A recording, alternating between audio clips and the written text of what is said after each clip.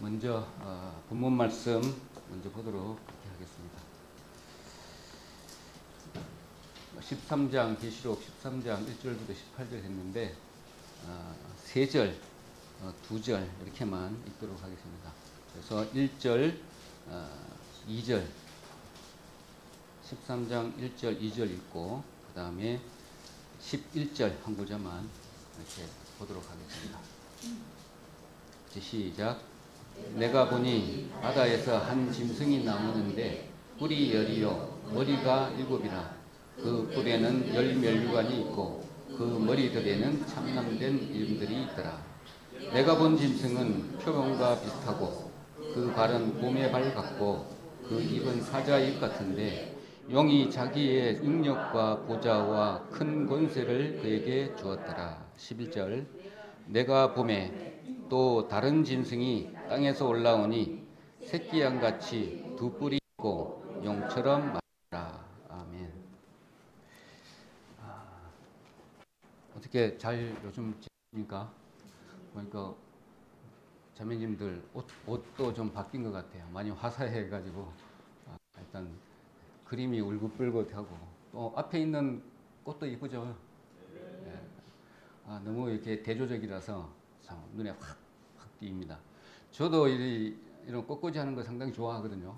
꽃 키우는 것도 좋아하고 간혹가다 관심을 많이 갖고 있습니다. 요즘 우리나라가 겪고 있는 여러 가지 부분들이 많이 있죠. 멀게는 러우 전쟁부터 시작해서 진장 전쟁부터 해가지고 그 다음에 불법 관련된 사항, 그 다음에 계엄이 일어나고, 그 다음에 또 선거가 일어나고, 탄핵이 일어나고, 또 최근에는 또 관세 문제, 그 다음에 그 관련해서 핵 문제도 있고, 그 다음에 또 구금 문제도 있고, 여러 가지 우리 민족에 닥쳐진 이 고난들은 그냥 이렇게 다가오는 것이 아니라고 우리는 잘 알고 있습니다. 그런 부분에 있어서 그런데 사람들마다 우리 겪고 있는 이런 부분들이 보는 시각이 다 틀려요. 우리 신앙인들은 어떻게 봅니까? 우리 신앙인들까지도 다르게 보는 부분들도 있죠. 자, 시대적으로 이렇게 분별력이 서로 다르기 때문에 이 사람은 이렇게 보고 저 사람은 저렇게 보고 이렇습니다. 그래서 이렇게 두 짐승에 관련된 이런 부분들은 이런 우리 시대에 밀접하게 우리 피부에 느껴지고 이런 상황에서 거기에 우리가 마음이 뺏기고 또 모든 생각이 집중되고 이렇게 되면 우리가 그게 점점 하나님의 그러니까 우리 전문대 목사님께서 종말론적 신앙을 가져야 된다고 말씀을 하셨던 것처럼 가까워지는 그런 부분들을 이렇게 잊지 못하면 거기에 매몰될 수가 있어요. 왜 저분은 이렇게 할까? 왜 저 나라는 저렇게 하지? 이렇게 해야 되는데 저렇게 해야 되는데 누구가 이렇게 하더라 부터 시작을 해서 온통 마음이 거기에 다 뺏겨 버립니다. 그래서 이런 부분들을 우리는 좀 경계를 해야 되는 그런 부분에서 우리가 겪고 있는 내용들 우리 전체적으로 직선적 우리 하나님의 나라와 공간적인 하나님의 나라를 우리가 잘 알고 있습니다. 그런데 우리가 이 시대에 어디만큼 와 있는지, 이만큼 와 있으면 앞으로 남은 것이 무엇인지 이것을 잠깐 잊어버리면 또 생활고 이 세상에 속해 있기 때문에 그런 것에 매몰되게 되면 그것들을 잊어버리고 마는 것이죠. 그런 의미에서 오늘 말씀을 계속 준비해 가고 있습니다. 어떻게 보니까 우리 회사 직원이 내한테 뭐 하나를 물었어요. 왜 이 세상이 또 왜 저 사람들이 이렇게 악하게 나오는가? 교회 다니면서 넌 정무장 넌 알고 있는 거 아니냐? 이렇게 묻더라고요.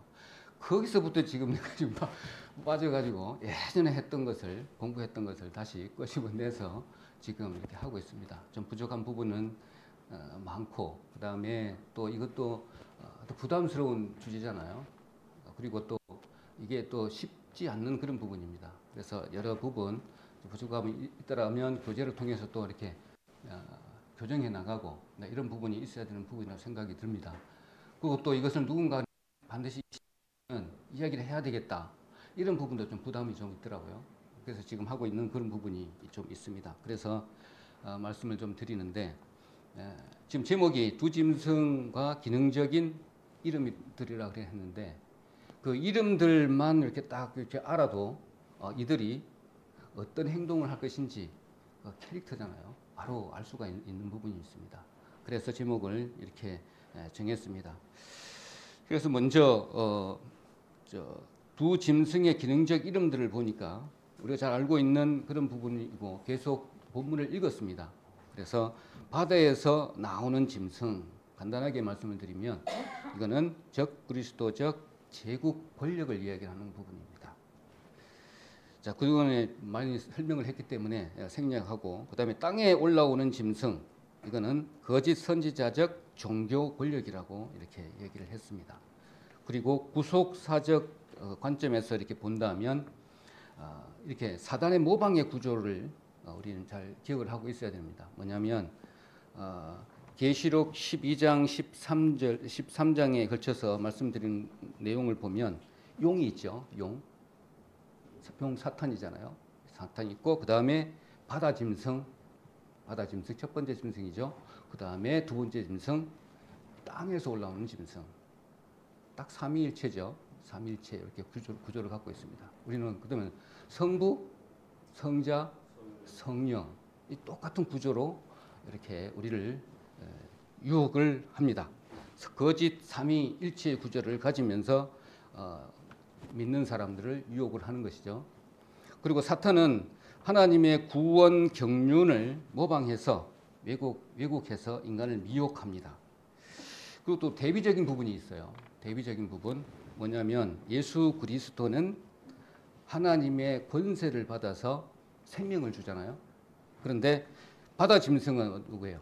바다 짐승의 위에가 용이잖아요. 사탄이잖아요. 사탄의 권세를 받아서 사망을 일으키게 합니다. 딱 구조가 똑같아요. 자, 그런 식으로 우리들을 유혹을 해서 합니다. 그러면 그걸 왜 하나님은 우리에게 주셨을까요? 우리가 잘 알고 있는 부분이잖아요.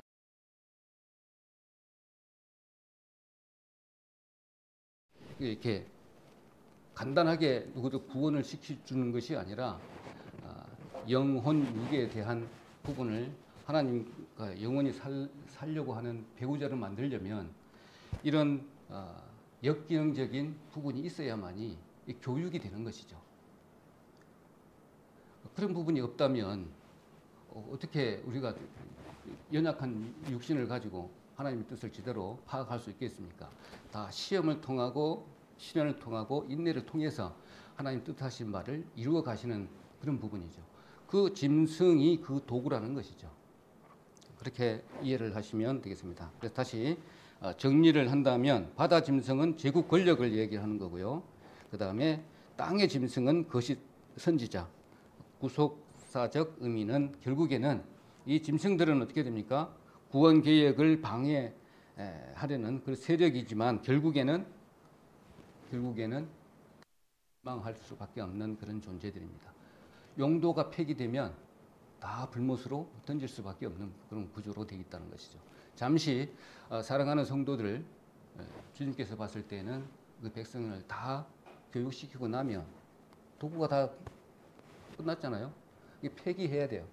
불못으로 던지는 거죠. 자, 그렇게 됩니다. 그래서 이 과정 속에서 교회는 환난 가운데 믿음을 지키도록 부름받은 존재라는 겁니다. 그래서 교회가 들림받는 겁니다. 그래서 우리가 교회 안에 속해져 있는 것이고요. 이게 전체적인 그림입니다.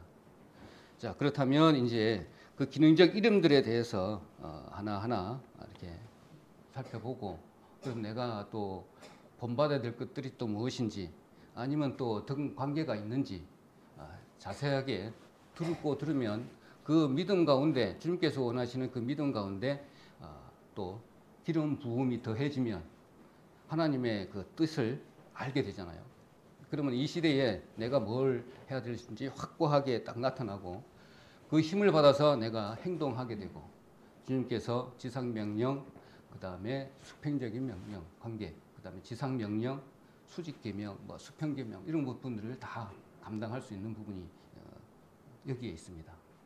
그래서 우리가 매주 수요일 이렇게 배울 수밖에 없는 겁니다.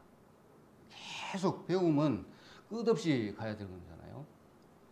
하나님은 그것을 원하셨기 때문입니다. 단계적으로 계속 배워야만이 신부가 신랑에 대해서 잘 모르면 안 되잖아요. 그런 차원으로 이해해 주시면 됩니다.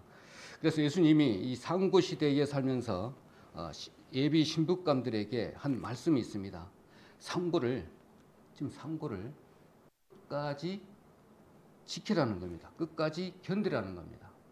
자, 마태복음 24장 한번 보겠습니다. 마태복음 24장.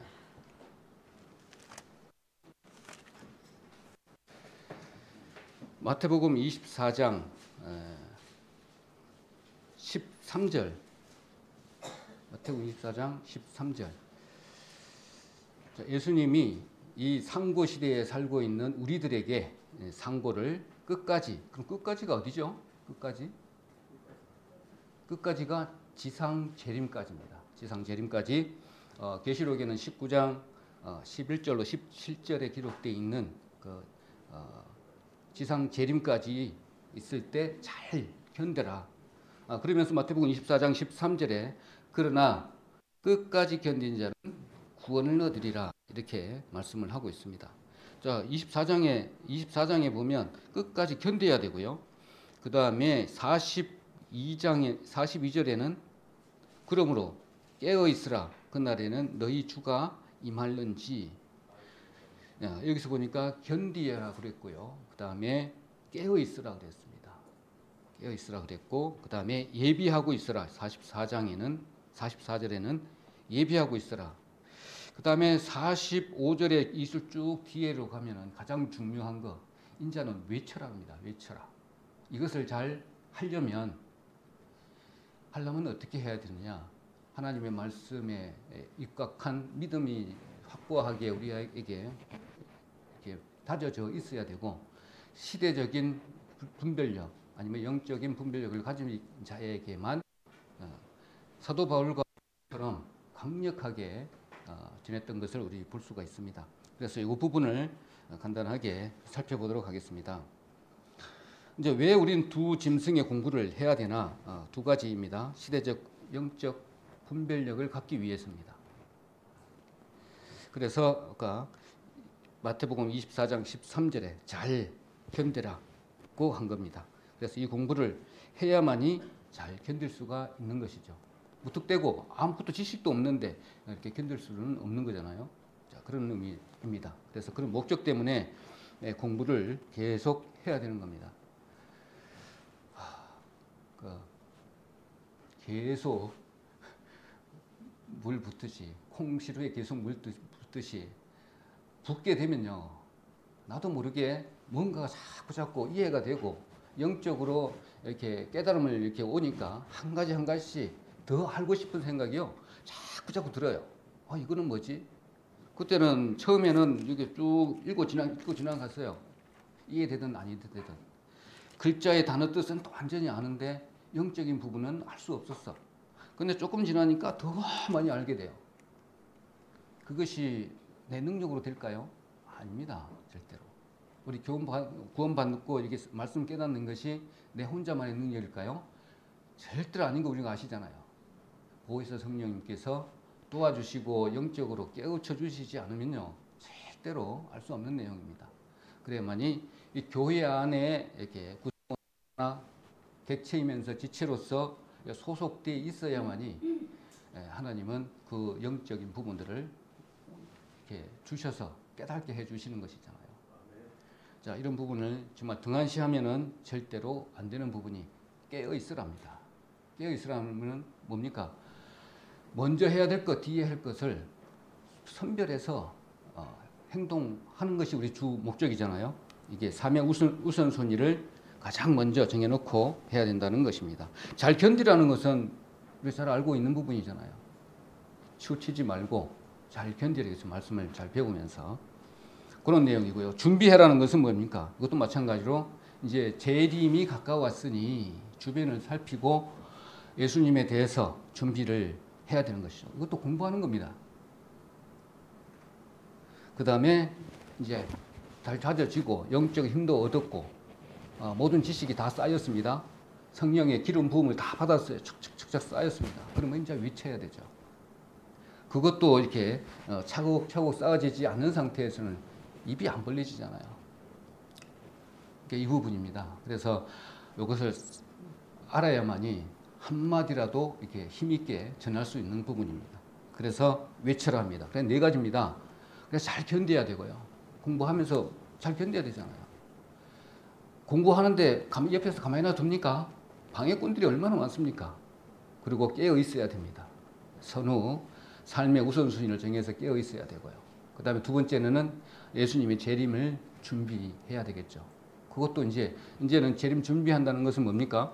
전체적인 파노라마를 다 알고 있어야 된다는 것이죠. 시작부터 끝까지. 자, 그리고 마지막에는 이제 외쳐야 됩니다. 우리가 할 일이. 이제 외쳐야 되는 것까지가 잘 이렇게 견디는 모습이다. 이렇게 볼 수가 있겠습니다. 그래서 우리는 지금 감사하게도 이렇게 기름 부음을 잘 받고 우리가 기름을 잘 받은 부분도 자랑할 것도 없어요. 주신 것 그대로 이렇게 보여주는 것밖에 없습니다. 그래서 우리 실력으로 되지 않는다는 것도 우리가 알고 있는 내용입니다. 그래서 이것들은 믿음이 필요하다는 겁니다. 그래서 그러면 우리가 믿음이 필요하다고는 아는데 우리 처음에는 믿음 많이 강조를 했습니다. 근데 어느 정도 시간이 지나다 보니까 도대체 이 믿음이 도대체 뭔가 이렇게 또 반문할 수도 있어요. 그러면 대표적인 구절이 딱 우리 알잖아요. 그 믿음을 갖게 될 수 있는 구절이 있습니다. 그래서 바울과 베드로가 이야기했던 말씀이 있습니다. 베드로하고 바울이 신앙을 지켰고 믿음을 지켰던 가장 중요한 구절 한번 보도록 하겠습니다. 베드로전서 1장 7절 한번 볼게요. 베드로전서 1장 7절입니다. 베드로전서 1장 7절. 베드로가 받은 소망의 그 약속입니다. 베드로도 정말 어려운 상고 속에서 믿음을 가졌던 것으로 우리가 잘 알고 있습니다. 그래서 베드로전서 1장 7절. 이 부분은 같이 한번 읽도록 하겠습니다. 시작. 너희 믿음의 시련이 불로 연단하여도 없어질 금보다도 더 귀하여 예수 그리스도에 나타나실 때에 칭찬과 영광과 존귀를 얻게 하려 함이라. 새롭게 와 닿을 수 있는 구절입니다. 제자들아, 믿음을 가지면 금보다도 더 귀한 보배가 되어져서 예수님 재림 때 보니까 칭찬, 영광, 존귀를 받게 된다라는 겁니다. 당시에 베드로도 예수님의 재림이 언제인지 몰랐겠지만 예수님의 공중 재림하실 때 베드로도 올까요? 뭐 당연히 오죠. 베드로 재림할 때, 공중 재림 때 같이 오면 예수님의 신부가 되니까 당연히 우리가 만날 수가 있을 것입니다. 그리고 칭찬과 존귀, 영광을 받을 그룹 속에 우리가 같이 들어가게 되는 것이죠. 그때 아까 사회자가 부활에 대해서 아까 말씀을 드렸는데 예수님이 부활의 첫 열매잖아요. 그러면 뒤에도 열매가 있겠죠. 첫 번째 열매 했으니까 두 번째 열매, 세 번째 열매. 우리 예전에 부활에 관련해서 말씀을 드렸습니다. 그 열매가 똑같이 우리가 그 열매로 나타날 것입니다. 자, 그리고 바울도 그랬죠. 바울도 보면 유명한 말씀이 있습니다. 바울도 로마서 5장 한번 보도록 하겠습니다. 로마서 5장.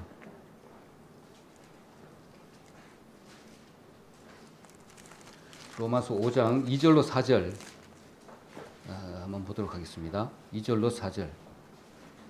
로마서 5장 2절로 4절. 같이 읽도록 하겠습니다. 시작. 또한 그로 말미암아 우리가 믿음으로 서 있는 이 은혜에 들어감을 얻었으며 하나님의 영광을 바라고 즐거워하느니라. 다만 이뿐 아니라 우리가 환난 중에도 즐거워하나니 이는 환난은 인내를, 인내는 연단을, 연단은 소망을 이룰 줄을 알미로다. 좀 일맥상통하죠. 베드로도 마찬가지고, 그 다음에 바울도 똑같은 이런 믿음을 가지고 많은 고난과 시련이 왔지만 이 말씀 가지고 견디고 소망을 가지면서 인내한 모습들을 볼 수가 있습니다. 자, 그래서 어려운 가운데 소망을 가지면 그 소망이 뭘까요? 우리가 가지고 있는 큰 소망, 모든 인내도 감당할 수 있는 큰 소망. 우리는 들림 받아서 예수님과 혼인잔치에 참여하는 겁니다. 이거 이상 더 있어요, 우리 소망이? 이거 이상 소망이 없습니다. 베드로와 바울은 이 소망을 가지고 그 힘든 고난을 다 이겨냈습니다. 우리도 또 동일합니다. 우리 민족이 지금 겪고 있는 이거 일종의 고난이잖아요. 엄청난 겁니다. 어떻게 따져보면 우리 슬기롭게 우리 선조들부터 시작해서 쭉 이렇게 이어온 부분이기도 하지만 우리가 매스컴을 통해서 이렇게 보게 되면 엄청난 것들이 오고 가고 있습니다. 이런 부분들이 그냥 오는 것이 아니라는 거 우리가 잘 알고 있습니다. 또 여러 가지 부분들이 또 돌아다니는 이야기 중에 한 가지가 뭐냐면 우리나라가 동방의 독수리다, 이런 말도 있어요. 그렇게 보면 우리나라 같이 세계 선교 대국으로 나가는 나라가 두 번째가 될 거예요. 미국이 제일 크고 선교 대국이고요. 그 다음에 우리나라입니다. 엄청납니다. 우리나라가 이제 외국에 선교 나가 있는 인원만 하더라도 엄청납니다. 그리고 우리 교회 우리나라 한번 헬기로 다니면 저녁에 십자가가 아마 제일 많을걸요. 그 정도로 기독교 인원들이 좀 많이 있고 그 파워가 힘이 있기 때문에 하나님은 이렇게 부강하게 또 정치, 경제, 문화 전반에 걸쳐서 힘이 있는 민족으로 이렇게 쓰시지 않는가, 이런 생각도 한번 해봐요. 자, 오늘 이렇게 바울도 이런 민업을 가지고 이렇게 시련을 겪고 이렇게 기록까지 남긴 부분이 있습니다. 그 부분은 천년 왕국을 지나서 영원히 하나님과 함께하는 그 소망, 그거 하나 때문에 이렇게 시련을 견딘 것이 아닌가, 이런 생각이 들어집니다. 그리고 이 믿음이 시련이 그때 시대에만 이렇게 했을까요? 절대로 아닙니다. 이 시대에도 이런 부분을 겪고 있는 이때도 마찬가지일 겁니다. 뭐냐면 2000년 교회 전반에 걸쳐서도 그런 부분이 더욱 심하게 나타난 부분이 오늘날에 어떤 부분이냐면, 간혹가다가 TV에 많이 나오잖아요. 공산주의자들, 사람을 죽이는 영상을 그대로 촬영을 해가지고 유포하고 엄청난 그 핍박이 심하고, 우리는 잘 알고 있습니다. 단상에서 간혹가다가 조금씩 말씀을 드리지만 우리가 알고 모르고 있는 부분들이 너무나 많습니다. 뭐냐면 공산권이 그렇고요. 그 다음에 이슬람권도 그렇고 불교권도 그렇고 힌두권도 그렇습니다. 우리가 이게 겪고 있는 시련과는 상상 못할 정도로 그런 핍박을 받고 있는 사람들 가운데, 그런 가운데서 믿음을 지키는 사람들도 많이 있어요. 보니까 우리나라 사람들이 특히나 이슬람 쪽에 많이 지금 이렇게 선교를 하고 있더라고요. 거기는요, 완전 우리 처음에 우리 구원 받을 때, 말씀 받을 때 그때 심정하고 똑같대요. 그 믿음들이요, 멀리서까지 그 말씀 한번 들으러 온대요. 와, 정말 엄청난가 봐요. 그런 핍박 가운데서도 만약에 성경만 보여도 바로 목숨하고 바꿔야 되는 그런 상황에도 불구하고 그런 믿음을 갖고 신앙생활을 하고 있는 부분들도 있더라고요. 자, 그런다 본다면 왜 기독교인들을 핍박할까요? 그거는 이사야 44장 6절을 보도록 하겠습니다. 이사야 44장 6절. 이사야 44장입니다.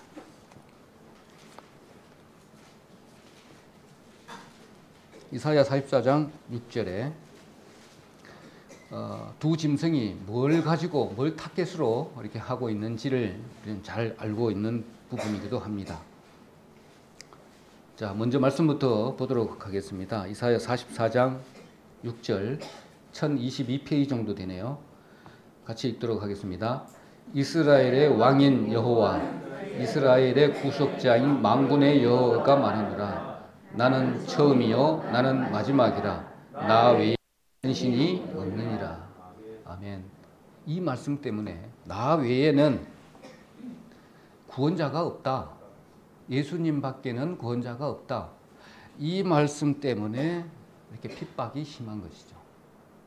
그게 진리인데 항상 사단 마귀의 졸개, 그러니까는 뭐 대리인이라고 보면 대리자라고 보면 되죠. 그 대리자가 주장하는 것이 반대로 해서 우리를 유혹하게 만드는 그 일을 하는 자가 사단 마귀고 적 그리스도고, 그 다음에 우리가 잘 알고 있는 부분입니다. 그러니까 반대로 생각하면 되죠. 비슷하게 해가지고 우리를 유혹하는 부분입니다. 그렇게 해야 이렇게 하나님의 자녀들이 제대로 진리를 찾고, 그러니까 제대로 찾을 거 아닙니까? 그래서 XO가 있지 않으면, 그릇과 참이 동시에 있지 않으면 이 선택을 할 수 없잖아요. 이게 참과 거짓을 이렇게 가릴 수가 없는 것이죠. 그런 구조입니다. 그래서 공산권 이런 나라들이 다 이렇게 진리를 핍박하고 이런 도구로 다 사용하는 것이죠. 자, 그렇다면 구원자가 없다라고 하니까 이렇게 핍박을 막 하는 것이죠. 그럼 아니다, 다른 데도 있다, 이걸 또 강조할 거 아닙니까? 자, 그리고 그 예수님 이름을 공격을 가하는 그 부분이 두 짐승입니다. 그러니까 공산권, 이슬람권, 뭐 불교권, 아까 힌두권, 이것들이 두 짐승 그룹들이 소나기에 딱 잡고 휘리 흔들어 버려요. 그런 세상에 지금 우리가 살고 있는 것이죠. 그들이 이렇게 주장하는 부분이 종교다원주의고요. 딱 알잖아요. 왜 예수님만 구원자냐? 그걸 강조하는 것이죠. 그 다음에 세계는 단일 종교로 가야 된다, 이렇게 또 주장을 하고. 그게 말이 됩니까? 제가 전번에 말씀드렸기 때문에 생략을 합니다. 그리고 이 세상 자신들이 통제하는 사회로 만들겠다는 겁니다. 그게 신세계 질서, 이런 주제하에 지금 이끌고 있는 그런 조직들입니다. 근데 우리가 그 사이에 우리가 살고 있어요. 지금 움직이고 있습니다.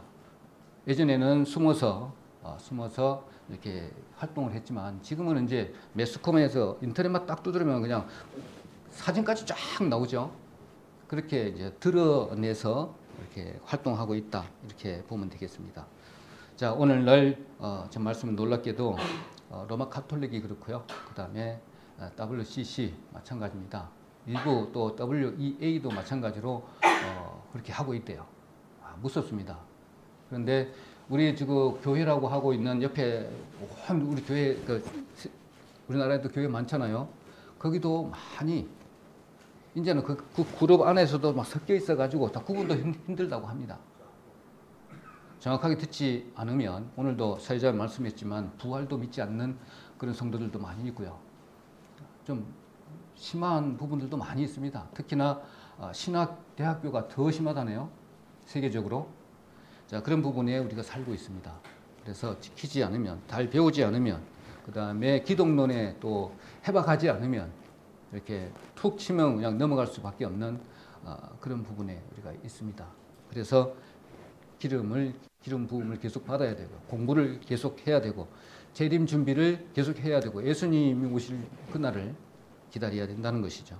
자, 그래서 기능적 이름들이 이런 부분들을 이렇게 구분하고 분별력을 가지려면 이런 부분이 필요하다라는 겁니다.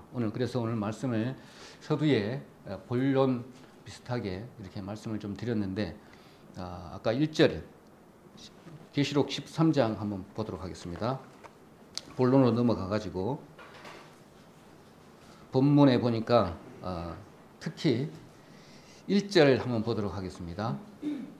1절 13장 1절 내가 보니 바다에서 한 짐승이 나오는데 뿔이 열이요 머리가 일곱이라 그 뿔에는 열 면류관이 있고 그 머리들에는 참난된 이름들이 있더라. 2절까지 보도록 하겠습니다. 내가 본 짐승은 표범과 비슷하고 그 발은 곰의 발 같고 그 입은 사자의 입 같은데 용이 자기의 세 가지입니다. 능력과 보좌와 큰 권세를 그에게 주었더라. 이렇게 기록을 하고 있습니다. 그러니까 용이 사탄이 이 두 짐승에게 첫 번째 짐승에게 이 어마무시한 능력과 보좌와 큰 권세를 이렇게 하나님이 허락을 해놓으니까 그 힘이 어마무시하니까 우리가 살기가 힘든 거예요. 그렇게 보시면 됩니다. 이게 핍박을 주고 살기 힘들면 어떻게 됩니까? 하나님을 찾게 돼 있어요. 그리고 이렇게 두 나나야만이 진리를 찾고자 한다는 것입니다.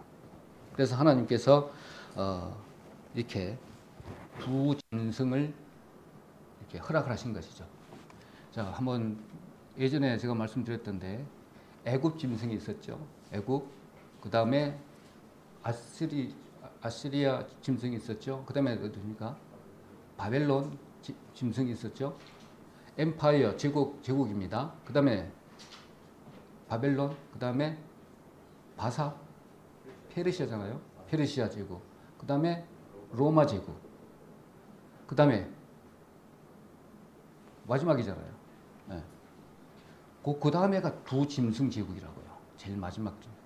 그러니까 토탈 합하면 첫 번째 짐승, 두 번째 짐승까지 합하면 토탈 8개 짐승이에요. 그 짐승, 일본에 키우는 짐승도 짐승이고요. 그 다음에 구원받지 못한 사단의 자식인 그것도 지칭할 때 짐승이라 그러는 거고요. 요 엠파이어 제국도 짐승이라고 합니다. 그런데 그거하고 좀 헷갈리면 안 된다는 것이죠. 그것 때문에 제가 말씀을 좀 드립니다. 그래서 첫 번째 짐승, 두 짐승이라고 하는데 그 두 짐승은 첫 번째 짐승, 두 번째 짐승이라는 것이죠. 그래서 첫 번째 짐승 그 안에서 살맛이 이렇게 삐져나온 짐승이 두 번째 짐승이거든요. 그게 첫 번째 짐승이 아까 두 번째 짐승, 첫 번째 짐승 이렇게 했는데 두 번째 짐승이 종교적 적 그리스도라고 이야기를 했습니다. 그런데 그것이 그 영향권 안에 우리가 살고 있기 때문에 힘들어 할 수밖에 없는 상황입니다. 그것이 지금은 예전에는 그 짐승 권력들이 잠잠 밑에서 깔려오다가 최근에는 이제는 완전히 뭡니까? 상고의 때라고 그랬죠. 상고의 때는 자 아까 상고의 때에는 그것이 이제 드러나는 것이죠. 그때부터는 이제는 상고 때니까 아기가 태어나기 직전이잖아요. 그러니까 영광이 있을 그 다음에 직전이니까 엄청난 큰 상고의 고통이 있겠다. 예수님이 예언하셨습니다. 그 시대에 우리가 살고 있기 때문에 이게 힘든 거잖아요. 그걸 기억하시면 되겠습니다. 그래서 어떻게 그것을 첫 번째 짐승이 그러면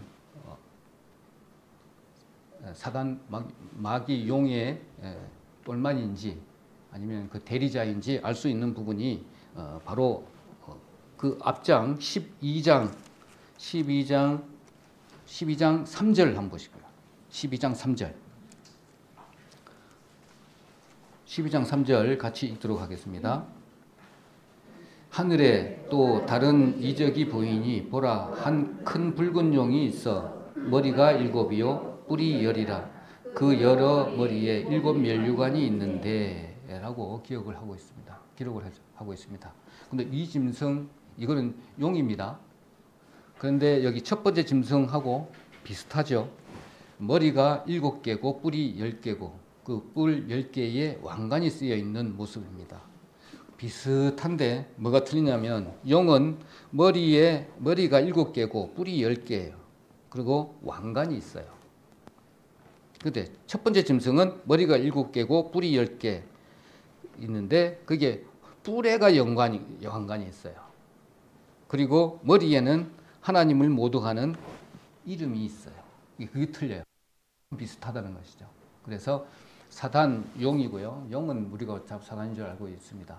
루시퍼죠. 루시퍼. 쫓겨난 루시퍼. 이게 대장이고요. 요게의 대리자가 이 첫 번째 짐승, 두 번째 짐승입니다. 이것은 우리를 단련시키는 겁니다. 하나님 자녀로 단련시키는 도구라는 겁니다. 그래서 좀 비슷하기 때문에 비슷하게 우리를 유혹을 합니다. 자, 그래서 첫 번째 짐승은 아마 우리 대리자다. 우리 용의 대리자다. 이렇게 보면 됩니다. 붉은 용은 누구일까? 이렇게 붉은 용이라고 했는데 계시록 12장 9절에도 되어 있고 20장 2절에도 되어 있는데 붉은 용은 우리가 기록해 놓으시면 되겠네요. 큰 용이라고 했고요. 그 다음에 마귀라고 했고요. 사단, 옛뱀이라고 했습니다. 옛뱀 우리 잘 알고 있는 부분입니다. 아담을 타락해 했던 옛뱀. 계시록 12장 9절에 아니면 또 20장 2절에 이렇게 기록되어 있습니다. 자, 이들이 오늘날 이제 드러나 있죠. 오늘날의 그 용의 나라가 어디 나라일까요? 붉은 용을 많이 사용하는 나라. 중국입니다. 중국은 참 놀랍게도 중국 공산당 나라입니다. 용의 나라죠. 완전히 거의 하수인이라고 보면 되죠. 그래서 우리나라에 보면 우리나라는 이런 나라에 정말로 우리 기도를 해야 되나 이런 부분입니다. 거기에 휩쓸지 않도록 용의 나라에 휩쓸리지 않도록 해야 하는 그 기도 제목도 우리가 있습니다. 그래서 우리가 세계 제2의 선교 대국인데 세계 추수 우리를 제일 많이 하는 나라가 우리나라라고 우리가 아까 처음에 말씀드렸잖아요. 그렇기 때문에 그렇습니다. 그래서 신기한 부분이 뭐냐면 동남아에도 용을 섬기고 뱀도 섬기고 막 이렇게 많이 하는데 유독하게 용만 섬기는 나라가 중국입니다. 중국 한번 보면 장난 아닙니다. 중국 축구 선수 유니폼에도 막 용을 다 그려놓고요. 대사관 아니면 식당 숟가락 젓가락 뭐 밥그릇까지도 다 용의 그림이 안 들어가 있는 부분 하여튼 그런 부분까지 우리가 이제 실제적으로 보는 부분이니까 이 두 짐승 공부를 하고 있으니까 그런 부분들도 이야기할 수 있는 부분입니다. 그리고 지금은 전번에도 말씀을 드렸지만 중국의 정부에서 인정한 교회, 삼자 교회라고 우리가 알고 있잖아요. 거기에는 이제 싹 좀 이제 내용이 바뀌었답니다. 이제 어떻게 바뀌었냐면 이제 교회에다가 시진핑 사진을 걸어놔야 된다네요. 그리고 또 요강이 있답니다. 요강이 그 요강이 아니라 그 뭡니까? 뭐 어떤 상황 뭐 이렇게 무슨 문구를 적어서 그걸 항상 읽고 난 다음에 예배를 이제 참 그래서 이제 매주 설교 때에 그 요강을 읊어야 되는 그런 상황까지 왔답니다. 그런데 이걸 실천하는 교회도 있고 또 안 하는 교회도 있다네요. 이제 하여튼 그런 상황에 있답니다. 그래서 이제 종교적인 부분, 정치 권력적인 그 힘을 딱 해가지고 싹 이제 휘둘러 버리겠다는 것이죠. 그러면 믿음이 어떻게 될까요? 이제 흔들리는 부분도 있을 것이고 강하게 지키는 부분도 있을 것이고 이렇다는 겁니다.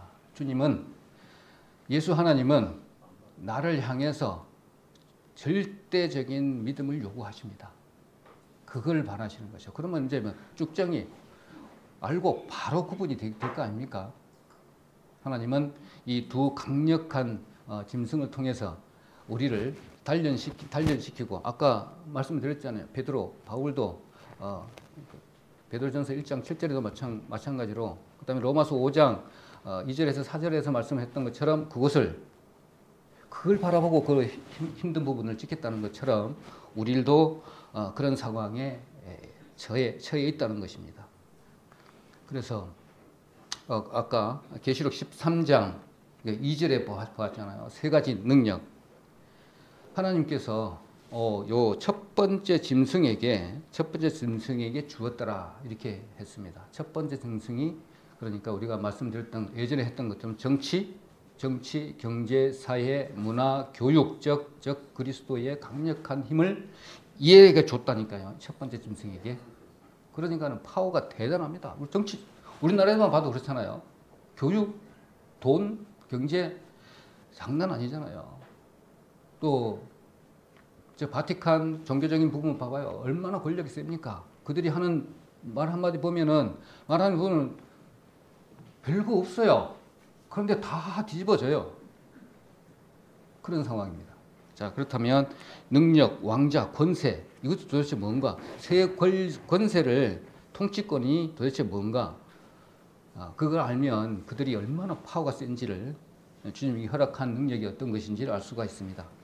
그래서 우리 간단하게 예수님에 대해서 간단하게 하고 넘어가자면, 만유의 통치자인 예수님, 이게 이 권세잖아요. 권세. 그래서 붉은 용 사탄에게 이 세 가지 통치권을 그냥 무조건 준 거 아니고 제한적으로 줬어요. 제한적으로. 언제까지요? 언제까지 준 겁니까? 이 세상 6천년까지. 이 세상 6천년까지입니다. 그리고 이 세상 6천년이 딱 끝나면 그런 용도 폐기가 되잖아요. 아까 말씀드렸던 것처럼 이제 불못에 던지는 것이죠. 그 기간 동안에 예수 하나님께서 창조 목적, 교육, 훈련, 학교의 교구로 사용한 것이죠. 거기에 교장님은 어떻게 보면 예수님이시고, 예수님이 우리를 신부를 그렇게 만들어 가시는 과정이라고 보시면 됩니다. 그렇게 이해하면 가장 좋은 부분입니다. 오늘 수요일 날 목사님께서 우리 신앙생활에 대해서 균형 잡힌 신앙관 첫 번째 시간을 가졌습니다. 그 가운데 이제는 우리는 동물, 짐승과 틀려서 영적인 존재이기 때문에 그 영적 존재를 하나님 앞으로 이끌려면 우리에게 보이지 않는 영적인 요 부분, 마음이라는 부분, 요 미세한 이게 힘의 원천인 영적인 부분, 이것을 이렇게 터치를 해야 되잖아요. 그러면 이제 그냥 뭐 행동만 하고 알 거는 아니잖아요. 이 마음을 완전히 하나님께로 이렇게 오게 하는 목적이 거기에 있는데, 그것을 정확하게 또 유혹을 하잖아요. 얼마나 많습니까? 우리 영적으로만 신앙생활을 하면 되지, 육적은 필요 없다 부터 시작해가지고 우리 교인들을 핍박했던 그동안에 왔던 잘못 교리들이 하나씩 정제해가고 오면서 그 과정을 우리가 잘 알고 있잖아요. 교회사에서. 그것처럼 정확한 그 진리 안에서 하나님을 찾게끔 하는 이렇게 서신서에 다 기록이 되어 있잖아요. 이것도 배워야 되잖아요. 엄청나게 중요한 겁니다. 우리가 또 김명령 행정님께서 지금 하고 있는 여러 가지 기본적인 사항들 쭉 해 나가고 있습니다.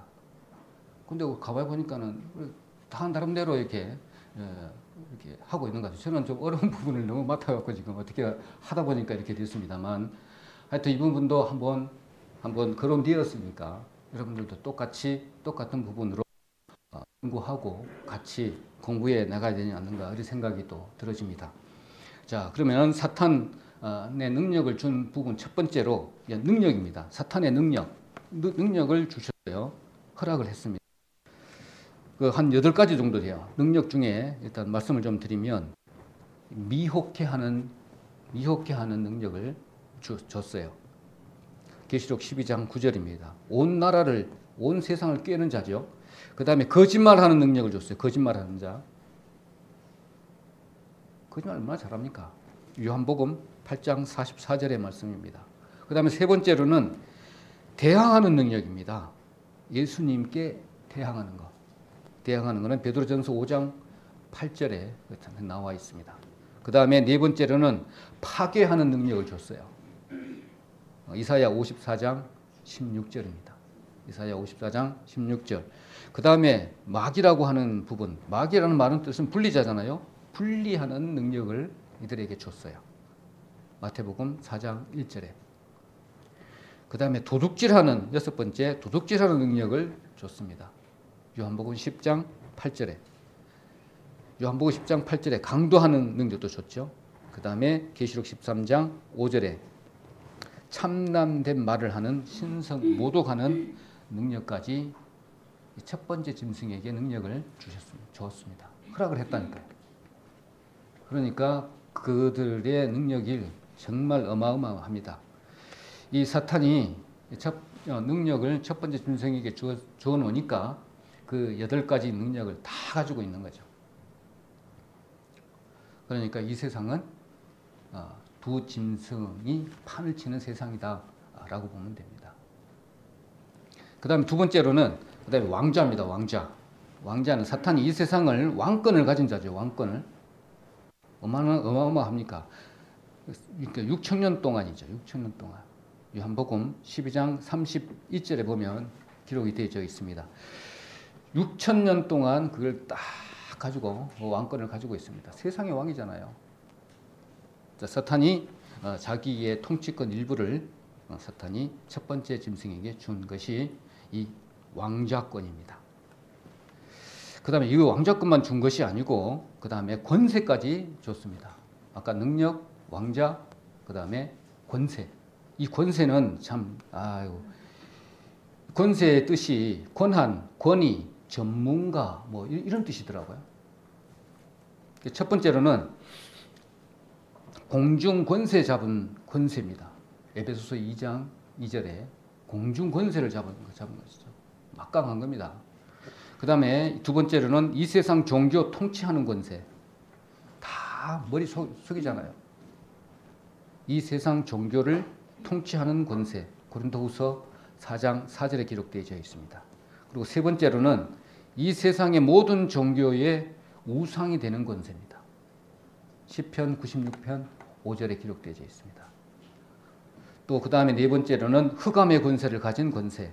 흑암의 권세. 이거는 잘 알고 있습니다. 사도행전 26장 18절에 기록되어 있습니다. 그 다음에는 다섯 번째로 마지막으로 죽음의 책에 기록된 자들로부터 경배를 받는 권세. 계시록 13장 4절, 8절 기록되어 있습니다. 그러니까 비그리스도인들이 이들에게 완전히 경배하는 겁니다. 우리 매스컴 보면 우리 잘 알고 있잖아요. 이 부분은. 그렇기 때문에 사탄이 자기의 권세와 그 다음에 왕자와 능력을 첫 번째 짐승에게 주었구나 이렇게 생각하시면 됩니다. 그래서 첫 번째 짐승이 이 세 통치권을 가지고 있다. 이것이 사탄의 대리자라는 것이죠. 이렇게 보시면 됩니다. 사탄이 있고 제일 높은 사탄이 있고 여기 대리자 첫 번째 짐승, 그 다음에 두 번째 짐승, 성부, 성자, 성령 이렇게 그런 식으로 갑니다. 그래서 사실 이 요한이 딱 봤을 때 그것을 다 본 것이죠. 요한이. 그래서 머지않아서 이들이 지상 재림 때 예수님께서 지상 재림 직전에 불못에 던짐 받는다 그까지 요한은 다 보고 있었던 것이죠. 그래서 작은 책을 먹고 난 이후에 계시록 11장부터 22장을 쫙 기록을 한 것이죠. 그 가운데 두 짐승 이야기도 있고 하나님 나라에 관한 내용들이 그 안에 파노라마처럼 쫙 기록되어 있는 겁니다. 1장부터 10장까지 다 기록을 했어요. 예언 다 했는데 그 이후에 계시록 10장 10절에 작은 책을 먹고 난 이후에 성령이 업그레이드 된 이후에 하나님이 보여주신 그걸 쫙 기록을 다 해놓은 것이죠. 자, 그렇게 보시면 됩니다. 그 다음에 두 번째 짐승은 어떻게 생겼나? 두 번째 짐승 한번 보도록 하겠습니다. 두 번째 짐승은 잘 알고 어린 양처럼 생겼어요. 우리 잘 알고 있습니다. 그 다음에 뿔이 두 개고 말하는 것이 참 용과 같이 이야기한답니다. 용과 같이. 그래서 사탄, 용이 가졌던 8가지 아까 능력이 있었잖아요. 미혹하고 거짓말하고 막 대항하고 파괴하고 이걸 종교적 적 그리스도가 겉으로는 어린 양처럼 생겼는데 자, 두 번째 짐승이 이 첫 번째 짐승이 권세를 행사하더라 이렇게 기록을 하고 있습니다. 자, 그거 13장 12절에 한번 보도록 하겠습니다. 12절 제가 읽도록 하겠습니다. 저가 먼저 나온 짐승의 모든 권세를 그 앞에서 행하고 땅과 땅에 거하는 자들로 처음 짐승에게 경배하게 하니 곧 죽게 되었던 상처가 난 자니라 이렇게 얘기됐습니다. 뭐냐면 땅에 사는 짐승 사는 자들에게 두 번째 짐승이 뭐라고 하냐면요. 두 번째 짐승이 종교적 적 그리스도가 세상을 향해서 첫 번째 짐승을 경배하라라고 명령을 하는 겁니다. 그 어마어마한 파워죠. 뒤에 나온 짐승이 두 번째 짐승이 더 파워가 더 큰 거예요. 그러니까 봐봐요. 바티칸 보면은 나오면 어떻게 보면 좋은 종교부터 시작해가지고 다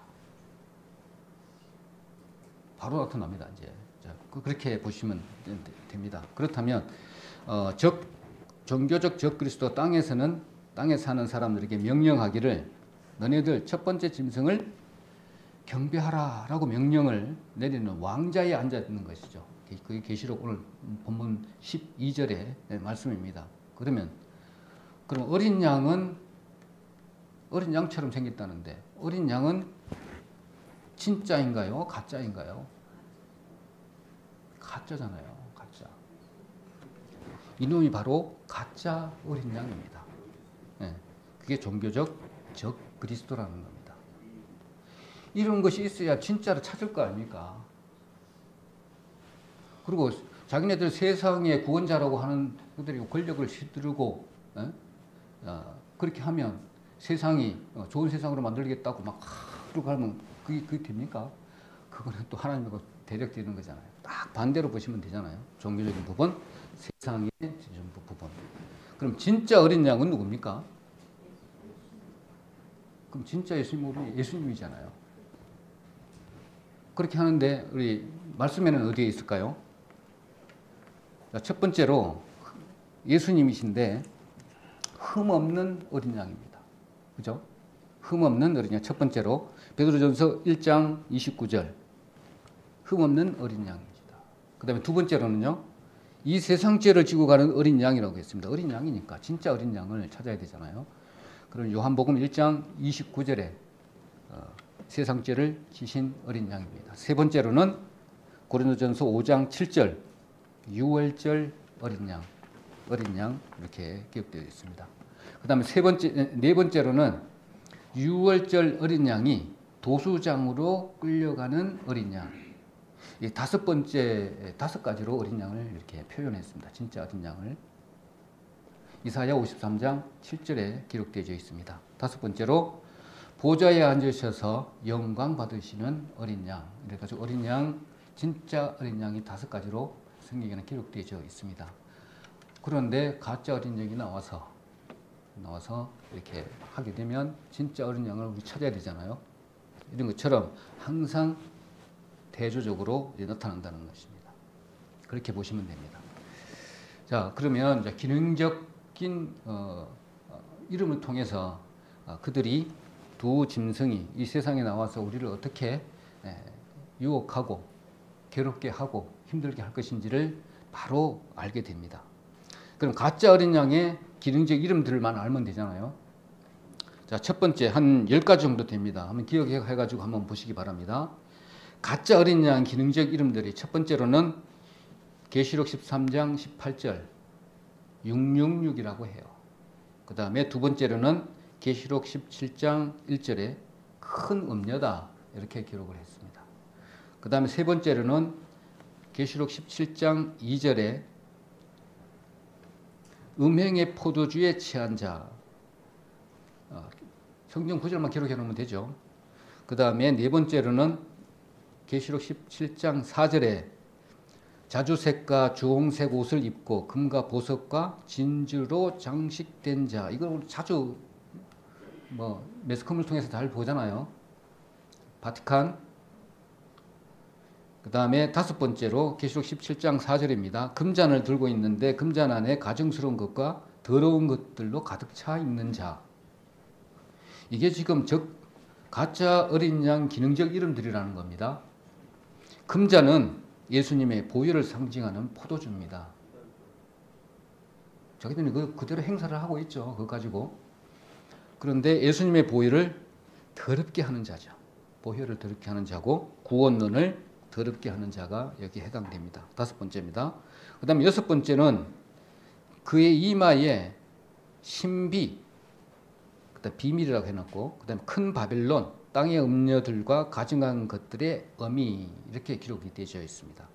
계시록 17장 5절의 말씀입니다. 여섯 번째가. 이것들이 기능적 이름들이라는 것이죠. 가짜 어린 양들. 그 다음에 일곱 번째는 조금 긴데 17장 3절과 7절로 되어 있습니다.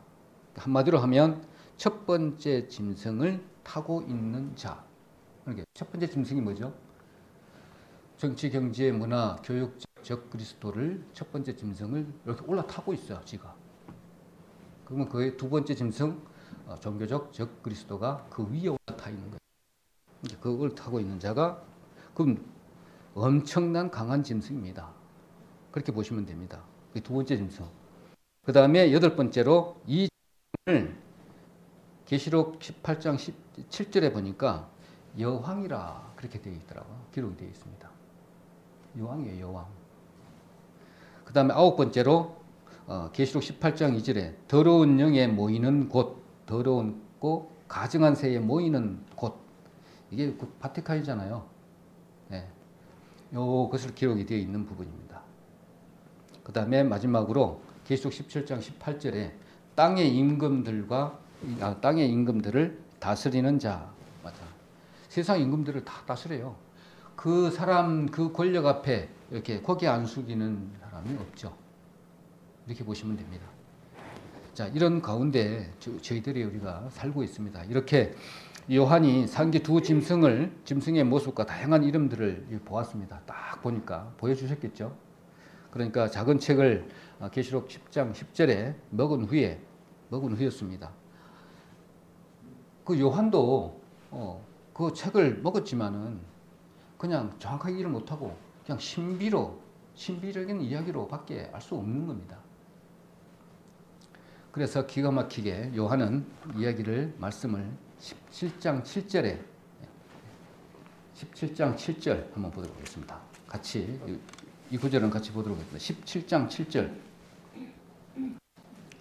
지금까지 우리가 두 짐승의 모습과 그 기능적 이름들을 살펴보았는데 예수님께서 요한에게 하신 말씀입니다.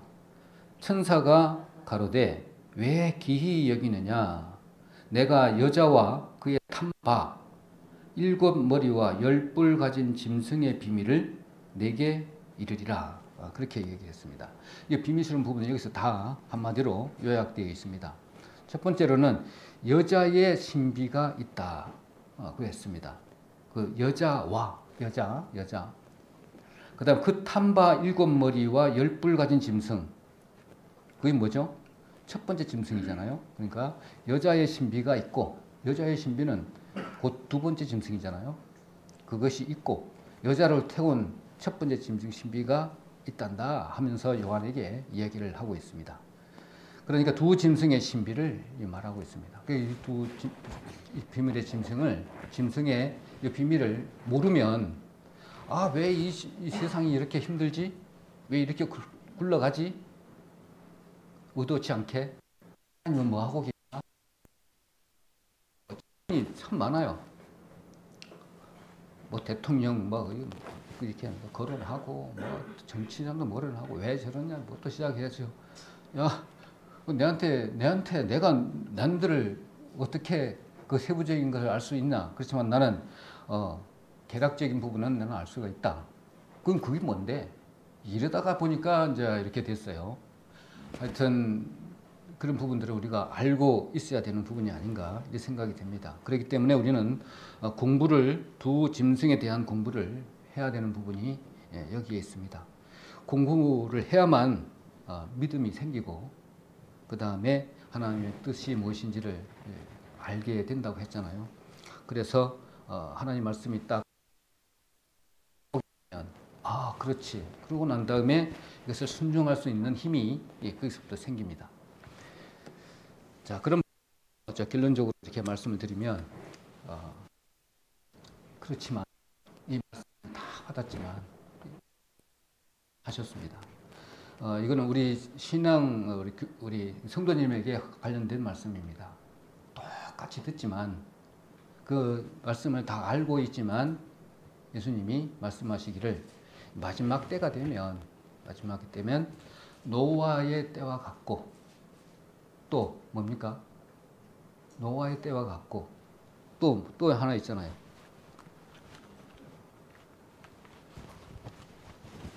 노아의 때 또 무슨 때죠?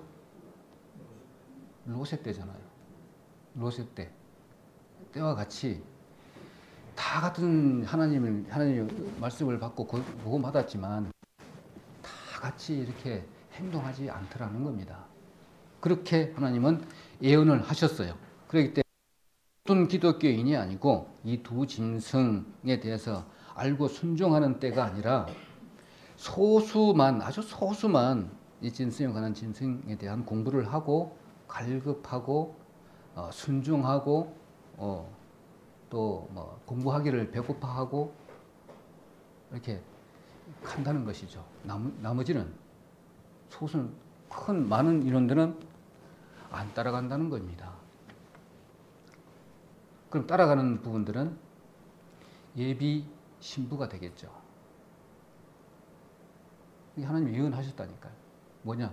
세상의 것에 다 유혹돼 가지고 하나님은 이게 가르겠다는 것이죠. 분류하겠다는 것입니다. 그래서 하나님 자녀를 이렇게 상을 주신다고 했잖아요. 상 주신다고 했어요.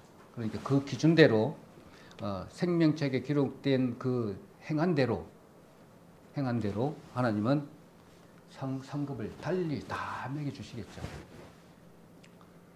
이제 그것을 이렇게 현실적으로 눈에 보는 사람이 실질적으로 가장 큰 믿음을 가진 사람이겠죠.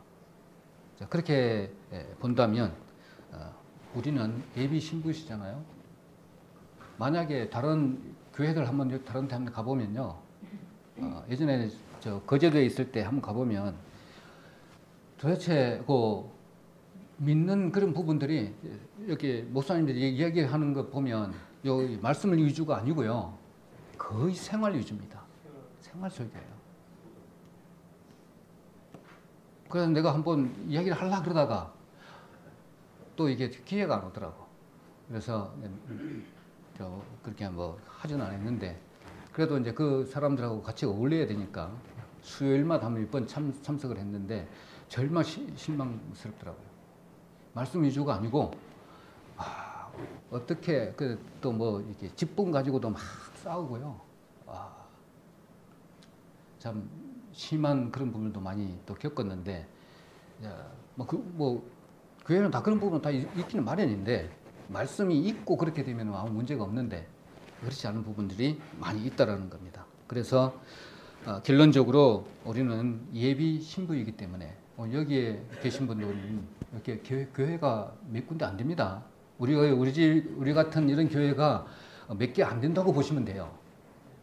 실질적으로 큰 교회일수록 특히 그런 부분들도 있지만 그래 아는 교회가 더 많을 확률이 더 커요. 그래서 이제 새로운 신자들이 그러더라고요. 내가 그러면 어디로 교회로 가야 되냐? 참 한마디로 내가 말하기가 힘들더라고요.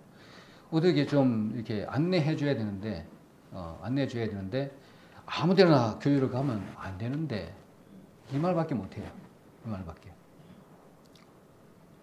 참 힘든 상황에 있지 않는가 이런 생각이 들어집니다. 이 두 짐승 부분들은 여러분들이 같이 기도하고 또 이렇게 그러하는 가운데 하나씩 해결해야 하는 그런 주제이기도 합니다. 그래서 지금 우리 피부에 와닿는 그런 부분이고, 그리고 결론적으로 이렇게 이야기를 하게 되면 예비 신부들이 우리 예비 신부잖아요. 그러면 앞으로 우리가 해야 될 부분들이 명확히 딱 드러납니다. 그래서 우리 잠시 동안 이렇게 주춤에 있다라면 이렇게 오늘 보면 제일 마지막에 외쳐라 했던 부분이 마태복음 24장 45절부터 해서 25장 46절까지 쫙 그게 외쳐라 하는 소리예요. 외쳐라 하는 부분이 엄청나게 많이 차지하고 있습니다. 비유를 들어서부터 시작해가지고 외쳐라는 겁니다. 그러니까 우리가 외쳐라면 기름 부음을 받아서 지식적으로 예수님에 대해서 차곡차곡 쌓아치 않고 성령으로 요한처럼 작은 책을 먹어야 되거든요. 작은 책을 먹지 않으면 우리가 힘이 없어요. 그래서 매일매일 먹는 것도 중요하지만 한 부분을 해서 먹고 해야만이 하나님을 더 알아가는 우리 신부가 되는 거고, 거기에 합당한 상급을 보고 간다면 얼마든지 세상의 시련과 이런 이렇게 부분들을 이겨낼 수 있을 것이다. 공부를 해야만이 그것들을 알 수 있는 부분이잖아요. 그래서 예수님도 사역을 하기 이전에 성령을 확 받은 것처럼 우리는 마땅히 그렇게 받아야 되는 것이죠. 그렇기 때문에 이 예배에 참석해서 이렇게 공부하는 것이 얼마나 중요한 것인지 그것을 알아야 되고, 두 번째로는 세상 만방에 이거 외쳐야 되는 거 하고, 그 다음에 우리 피부에 느껴지는 외부 환경에 이기려면 일단 우선은 이 계시록 두 짐승의 공부를 하지 않으면 내가 알고 있는데 속히지는 않잖아요. 모르고 속히는 거지. 알고 있더라면 지피지기면 백전백승이기 때문에 반드시 두 짐승의 공부는 해야 되는 거다. 또 상고에 매몰되지 않도록 하기 위해서는 이 부분이 필요하다, 이런 말씀을 드립니다.